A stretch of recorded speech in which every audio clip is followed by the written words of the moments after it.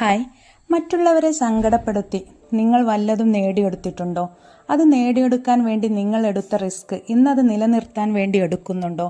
അന്ന് അത്രയും റിസ്ക് എടുത്ത് അത് നേടിക്കഴിഞ്ഞപ്പോൾ കിട്ടിയ സന്തോഷം ഇന്നും നിങ്ങൾക്കുണ്ടോ?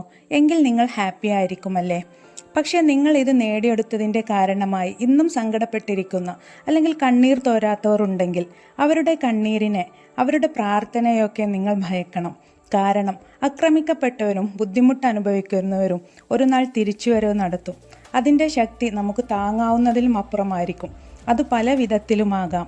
ഒരു പക്ഷേ നിങ്ങൾ നേടിയെടുത്തത് ഇപ്പോൾ കണ്ടുമുട്ടണ്ടായിരുന്നു, അല്ലെങ്കിൽ നേടിയെടുക്കണ്ടായിരുന്നു എന്നൊക്കെ തോന്നാൻ തുടങ്ങിയിട്ടുണ്ടെങ്കിൽ അതാണ് നിങ്ങൾ വേദനിപ്പിച്ചവരുടെ അടുത്തു നിന്നും നിങ്ങൾ കേൾക്കുന്ന ആദ്യത്തെ ശാപം.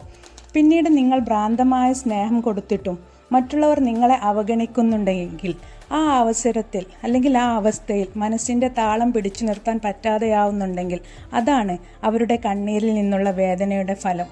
നമ്മുടെ ചിരി മറ്റൊരാളുടെ വേദനയ്ക്ക് കാരണമാകുന്നുണ്ടെങ്കിലും നമ്മൾ സൂക്ഷിക്കണം.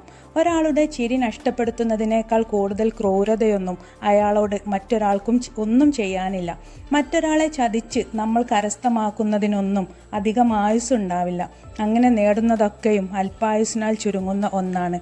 ഒരാളുടെ കണ്ണിൽ നിന്നും നീ കാരണം ഒരു കണ്ണീർ തുള്ളി വീണിട്ടുണ്ടെങ്കിൽ നീ പ്രതീക്ഷിക്കാത്തവരിൽ നിന്ന് എന്തെങ്കിലും ഒരു അനുഭവം ഉണ്ടായി നിന്റെ കവിൾത്തടവും കണ്ണീരാൽ പൊള്ളുന്ന ഒരു സമയം വരാനുണ്ട്. ഒരാൾക്ക് താങ്ങാവുന്നതിലും അധികം സങ്കടങ്ങൾ നീ കാരണം ഉണ്ടാകരുത്.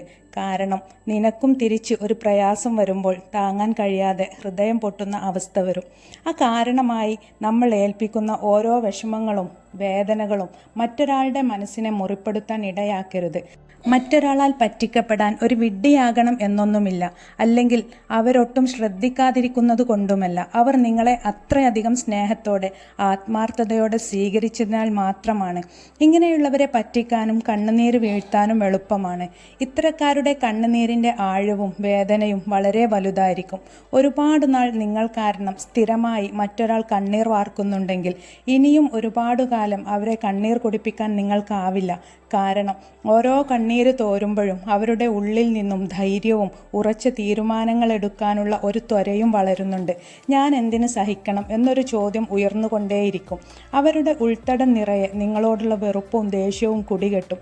ഒറ്റയ്ക്ക് നിൽക്കാൻ എനിക്ക് കഴിയും എന്ന് അവരുടെ മനസ്സ് മന്ത്രിക്കും. അതിനാൽ സൂക്ഷിക്കുക.